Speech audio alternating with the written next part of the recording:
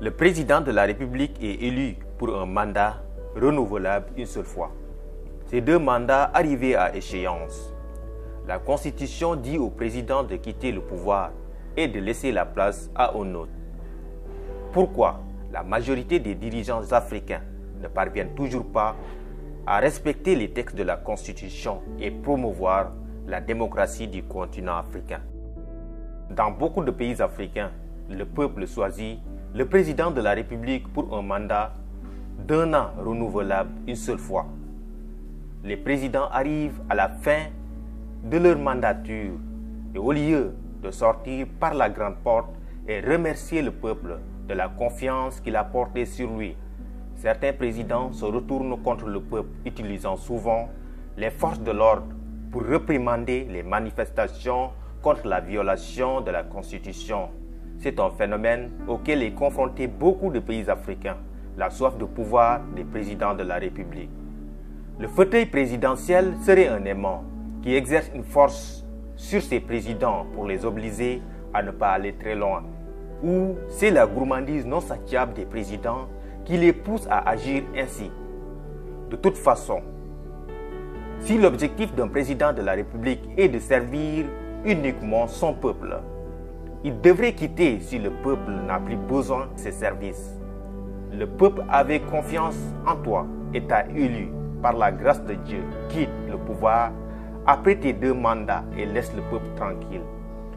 C'est la plus grande preuve de reconnaissance que tu peux leur offrir pour leur montrer que tu méritais cette confiance. Cette maladie de vouloir rester au pouvoir gangrène la démocratie de la société africaine. Qu'est-ce qu'il y a au palais que nous ne connaissons pas? Beaucoup de questions qui taraudent l'esprit de la population qui ne parvient pas toujours à comprendre un tel acharnement des dirigeants africains à vouloir s'éterniser par la force au pouvoir. Le Sénégal est dans une situation politique qui interpelle tout citoyen. La politique a de tout temps trompé la population qu'elle a fini par ne plus savoir à quoi s'en tenir. Chaque politicien se réclame le plus patriote possible et jusqu'à présent, le Sénégal tarde à se développer. La population n'a plus confiance en ses dirigeants et les dirigeants ignorent la lourde responsabilité de diriger un pays. Le devoir de service est le don de soi pour la patrie. Une personne élue à la tête d'un pays n'a de pouvoir que la confiance et la satisfaction de sa population. Un président doit non seulement être un sauveur et un serviteur de sa population. Actuellement, le débat politique est sous tension. D'accusations, le parti au pouvoir accuse Ousmane Sonko, une partie de l'opposition accuse Ousmane Sonko accuse le pouvoir et se défend contre l'opposition.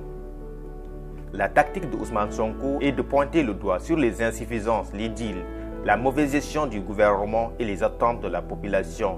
Et le plus étonnant est que tout le travail de Sonko est documenté, un travail d'investigation. La population qui attend en contrepartie une contre-attaque du gouvernement basée sur une preuve de sa transparence et des réalisations qu'il a fait des attentes de la population reçoit comme réponse des débats malsains fondés sur des accusations contre Sonko. Ce n'est pas la réponse attendue.